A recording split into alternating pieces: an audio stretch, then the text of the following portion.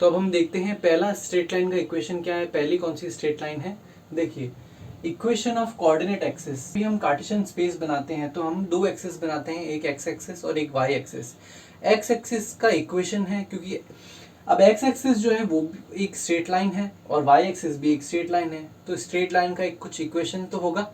तो इक्वेशन कैसे find out करेंगे, देखिए हम पहले क्या फाइंड आउट करते हैं, इक्वेशन ऑफ एक्स एक्सिस, यानी कि जो एक्स अक्ष है इसका इक्वेशन क्या होगा। तो इसमें कुछ पॉइंट्स, हम कुछ कोऑर्डिनेट्स मार्क करके देखते हैं, उन कोऑर्डिनेट्स से हम उसका इक्वेशन फाइंड आउट करेंगे। जैसे ये पॉइंट हमको पता है, ये सेंटर है जिसको हम कहते हैं 0,0 ओरिजिन, ठीक है। उसके आगे अगर हम एक यूनिट जाते हैं तो हमको मिलता है 1,0। उसके आगे हम और एक यूनिट जाएंगे तो हमको मिलेगा 2,0। इसी तरीके से ये कंटिन्यू इनफाइनाइट तक पॉइंट्स चलते रहेंगे। बैक में अगर आप जाएंगे तो आपको मिलेगा -1,0, -2,0। इसी तरीके से नेगेटिव में पॉइंट्स मिलते जाएंगे। तो आप देख रहे हैं जब हम कोऑर्डिनेट्स बना रहे हैं तो इसमें कौन सा पॉइंट कॉमन आ रहा है, y का कोऑर्डिनेट हमेशा क्या आ रहा है, 0 आ रहा है। और इसी कोऑर्डिनेट के बेस पर हम इसमें x एक्सिस के इक्वेशन को कहते हैं y = 0।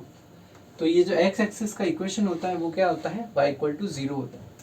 और बिल्कुल इसी तरीके से जब हम बात करते हैं इक्वेशन ऑफ y एक्सिस की, यानी y एक्सिस का समीकरण कैसे फाइंड आउट करेंगे, तो y एक्सिस पे आप पॉइंट निकालेंगे, ये है 0,0 ओरिजिन। इसमें अगर आप नीचे की तरफ जाएंगे तो क्या मिलेगा आपको 0,-1, 0,-2, 0,-3। और ओरिजिन के ऊपर की तरफ जाएंगे तो क्या मिलेगा 0,1, 0,2। एक एक यूनिट हम अगर चलते हैं तो आप देख पा रहे हैं इसके अंदर जो कोऑर्डिनेट है वो कौन सा सेम रह रहा है, एक्स का कोऑर्डिनेट सेम रह रहा है, जिसको हम एब्सिसा कहते हैं। तो इसका इक्वेशन हमेशा क्या मिलेगा आपको, x = 0। इसका मतलब क्या है कि ये जो पॉइंट है x = 0, इस पूरी y एक्सिस पर x हमेशा 0 रहेगा, तो इसका इक्वेशन होगा x = 0। उसी तरीके से x एक्सिस पर हमेशा कोई भी कोऑर्डिनेट x एक्सिस का अगर आप लेंगे तो उसमें हमेशा y का जो वैल्यू होगा, y कोऑर्डिनेट का जो वैल्यू होगा वो हमेशा आपको क्या मिलेगा, 0 मिलेगा। आई होप ये इक्वेशंस आपको समझ आई होंगी, जो एक्सिस की इक्वेशंस हैं। अब हम बात करते हैं इक्वेशंस जो लाइंस पैरेलल होती हैं एक्सिस के, उनकी इक्वेशन कैसे फाइंड आउट की जाती है। तो हमारा जो सेकंड पॉइंट है वो है equation of line parallel to axis. अक्षों के समांतर जो रेखाएं हैं, एक्स एक्सिस और वाई एक्सिस के जो पैरेलल लाइंस हैं उनकी इक्वेशंस कैसे फाइंड आउट कर सकते हैं। इसमें जो फर्स्ट पॉइंट है वो है हमारा equation of line parallel to Y axis, यानी कोई स्ट्रेट लाइन है और वो पैरेलल है वाई एक्सिस के, तो उसका इक्वेशन हम कैसे फाइंड आउट करेंगे। देखिए बहुत आसान है। मान लीजिए ये जो पॉइंट है ये तो हमें पता ही है, ओरिजिन है 0,0। इसके आगे वाला मान लेते हैं ये जो पॉइंट है वो अपना है एक्स एक्सिस पे, हम 1 यूनिट चलेंगे तो 1,0 ये अपना पॉइंट होगा। जिस पॉइंट पर ये लाइन एक्स एक्सिस के ऊपर कट कर रही है उस पॉइंट की हम बात कर रहे हैं। तो ये जो पॉइंट है वो अगर आप ए का कोऑर्डिनेट अगर आप फाइंड आउट करते हैं तो ए का कोऑर्डिनेट भी क्या आएगा, 1, कुछ पॉइंट आएगा ए। बी का कोऑर्डिनेट आप फाइंड आउट करेंगे तो क्या आएगा, 1, बी। इस तरीके से आप फाइंड आउट करेंगे। तो ये जो लाइन ए बी मैंने ड्रॉ करी है इसका एक इक्वेशन क्या निकल कर क्या आएगा, x = 1। इसका मतलब क्या है, इस लाइन के ऊपर x का वैल्यू हमेशा क्या रहेगा, सेम रहने का। अब इसी ए बी लाइन को मैंने ड्रॉ कर दिया है x एक्सिस की नेगेटिव साइड में, तो इसका इक्वेशन क्या हो जाएगा, चेंज हो जाएगा। मान लीजिए ये जो पॉइंट है इसको हम ले लेते हैं -2,0 है x एक्सिस के ऊपर। तो ये c जो कोऑर्डिनेट है इसका भी वैल्यू कितना होगा, -2, इसका कोऑर्डिनेट क्या होगा, -2, तो जब आप इस लाइन की इक्वेशन निकालेंगे तो जो पॉइंट कॉमन है, जो सेम आ रहा है पॉइंट, वही इसका इक्वेशन होगा x = -2। क्योंकि ये जो लाइन है इस पूरी लाइन के ऊपर x का वैल्यू हमेशा क्या रहेगा, -2 ही रहेगा। तो हम इसका इक्वेशन क्या लिख सकते हैं, x = -2 लिख सकते हैं। अब ये तो हमारा जो फॉर्म है, अब ये तो हमारा जो इक्वेशन है वो जनरल इक्वेशन नहीं है, वो एक इंडिविजुअल लाइन का इक्वेशन है। तो आप इसको इस तरह से इसको डिनोट कैसे किया जाता है, x = +-a, इस फॉर्म से डिनोट किया जाता है। अगर एक्स एक्सिस की राइट साइड में इक्वेशन होगी तो वो +a होगा, और एक्स एक्सिस के लेफ्ट हैंड साइड में इक्वेशन होगी तो वो -a को रिप्रेजेंट, a कोई भी कांस्टेंट वैल्यू हो सकती है, और ये वैल्यू कौन सी होगी, ओरिजिन से लेकर के उस पॉइंट तक की डिस्टेंस जहां पर वो लाइन को कट कर रही है।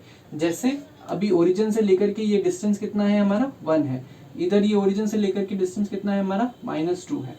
तो ये इस लाइन का इक्वेशन x = -2 और इसका हो गया x = x इक्वल टू 1। उसके बाद सेकंड पॉइंट अपन देखते हैं। उसके बाद सेकंड पॉइंट क्या है, equation of line parallel to x axis. अगर कोई x एक्सिस के पैरेलल लाइन है तो उसका इक्वेशन क्या होगा। देखिए ये जो लाइन है इसका डिस्टेंस कितना है, यहाँ से हम पहले इसको पता करेंगे। ये जहाँ पे लाइन कट कर रही है उस पॉइंट को हम फाइंड आउट करेंगे और वही पॉइंट पूरी लाइन के ऊपर जो है सेम रहेगा, क्योंकि ये पैरेलल है लाइन। अगर ये लाइन किसी और तरीके से होती तो उसके इक्वेशन हम आगे देखेंगे कैसे निकालते हैं। तो देखिए ये जो मान लेते हैं ये जो पॉइंट है ये तो हमें पता ही है, ओरिजिन है 0,0। मान लेते हैं ये जो पॉइंट है वो है हमारा 0,1। ये जो पॉइंट है b, इसको मान लेते हैं b,1। a जो होगा वो हमारा होगा a,1। अच्छा ये a,1 b,1 मुझे कैसे पता चला, क्योंकि ये लाइन कहाँ कट कर रही है, 1 पॉइंट पर कट कर रही है, 1 यूनिट पे कट कर रही है y एक्सिस के। तो y वाला जो कोऑर्डिनेट होगा वो सबके अंदर सेम होगा। तो उसी बेस पर हम कह सकते हैं ये जो लाइन है इसका इक्वेशन होगा y इक्वल टू 1। ठीक है, क्योंकि y का कोऑर्डिनेट क्या रह रहा है, सेम रह रहा है, और x का कोऑर्डिनेट क्या होगा, चेंज होगा। ऑब्वियसली x की वैल्यूज सब जगह अलग अलग होगी, इस पॉइंट पे कुछ और होगी, इस पॉइंट पे कुछ और अलग होगी, b वाले पॉइंट पर कुछ और अलग वैल्यू होगी x की। उसी तरीके से जो CD है, इस CD के अंदर आप देखिए ये जो पॉइंट है C, इस पे x का वैल्यू कुछ और अलग होगा, D वाले पॉइंट पे कुछ अलग वैल्यू होगा, यहाँ पे कुछ अलग वैल्यू होगा। तो मान लेते हैं ये 0,0, अगर ये इसको हम मान लेते हैं ये कितना है 0,-3 मान लेते हैं।